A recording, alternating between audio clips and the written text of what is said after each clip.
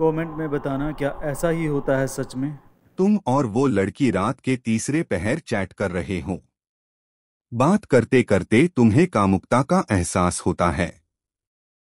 तुम बिना सोचे बिना एक पल गवाए उससे एक न्यूड फोटो की मांग कर देते हो। वो कहती है कि वो नहीं दे सकती। तुम अपने जिद पर अड़े रहते हो। वो तुम्हें समझाने की कोशिश करती है। तुम उसे तुम पर यकीन करने को कहते हो। वो कहती है शादी के बाद देख लेना, वो तुम्हारी ही तो है।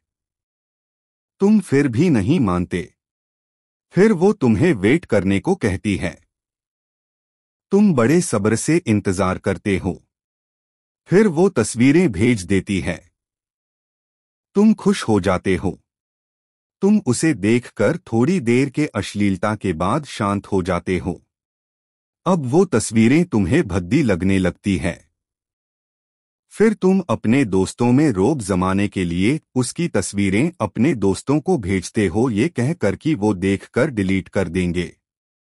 लेकिन उनमें से कोई उसे कहीं और फॉरवर्ड कर देता है। फिर वो एक ऐसे हाथों में पहुंचता है जो उसे सोशल साइट पर अपलोड कर देता है। और तो और वो उसे टैग भी कर देता है। वो उन तस्वीरों को देखती है, तुम्हें मैसेज करती है और मिन्नतें करती है और डिलीट करने को कहती है। लेकिन तुम कहते हो कि ये तुमने नहीं किया है। वो फिर कहती है कि तुम डिलीट कर दोगे तो वो तुम्हें और सारी तस्वीरें देगी। तुम कहते हो कि तुम्हें नहीं पता कि वो तस्वीरें कैसे लीक हो गई। लोग अब उन तस्वीरों को लाइक और रिएक्ट करना शुरू करते हैं। कुछ लोग गंदे कमेंट करते हैं, कुछ बचाव करते हैं, कुछ देख के उदास होते हैं, कुछ देख के हंसने लगते हैं। उस लड़की की सहेलियां अब उसकी न्यूड तस्वीर देखती है, कुछ हताश हो जाती है, कुछ को बेहद खुशी मिलती है।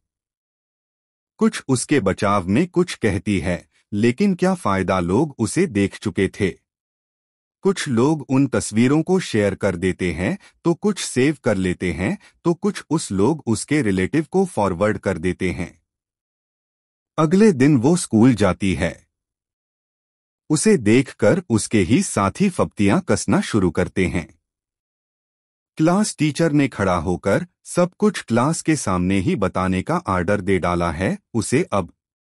लेकिन उसके मुंह से बोल नहीं निकल रहे। आखिर में उसे प्रिंसिपल ऑफिस में सारे टीचरों के सामने लाया जाता है, जहां वो सुन्न खड़ी है। आखिर में उसके पेरेंट्स को बुलाया जाता है। माँ बाप हाथ जोड़ते हैं, लेकिन प्रिंसिपल को अपने स्कूल की इज्जत प्यारी है और इन बैठकों का रिजल्ट ये निकला कि उसे स्कूल से निकाल दिया गया। वो घर आई और पहला काम ये हुआ कि उसे जी भर कर पीटा गया। पहले बाप ने पीटा, फिर उसी भाई ने उन्हीं हाथों से मुक्के बरसाए जिस पर उसने राखी बांधी थी। उसका फोन छीन लिया गया। उसकी जिंदगी अब लगभग बर्बाद हो चुकी थी। उसने कई दिनों तक कमरे में खुद को बंद रखने के बाद बाहर निकलने की सोची। बाहर लोग उसे देखकर इशारे करने लगे थे।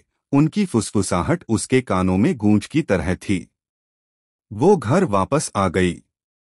बहुत सोचा उसने, बहुत हिम्मत जुटाई, मगर खुदकुशी के अलावा कोई रास्ता नजर नहीं आया। शायद यही उसे अब आराम दे सकता था। उसने चूहे मारने की दवा ढूंढी और बिना एक पल गवाए गले में उतार लिया। 10 मिनट के अंदर वो इस दुनिया से निकल चुकी थी।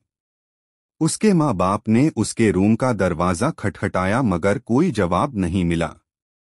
जब जवाब कुछ देर तक नहीं आया तो दरवाजा तोड़ा गया। वो पलंग के एक कोने में मरी पड़ी थी।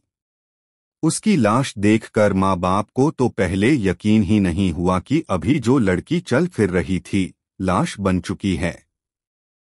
रिलेटिव, दोस्त, सहेलियों, टीचर, सबको ये खबर जल्द ही मिल गई। उस लड़के को भी, सभी को बुरा लगा, उस लड़के को भी।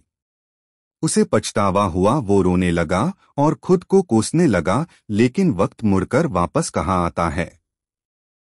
उसकी लाश सफेद कफन में सबके सामने रखी थी। जो उसे देखकर फप्तियां कस रहे थे, सभी रो रहे थे। लेकिन अब उसे फर्क नहीं पड़ने वाला कुछ, वो अब जा चुकी है। जिंदगी बिजली जैसी है, आपका अपना भी इससे झटके दे सकता है। इसे संभाल के इस्तेमाल कीजिएगा तो ये रोशनी देगी, जरा सी लापरवाही सब कुछ जलाकर राख कर देगी।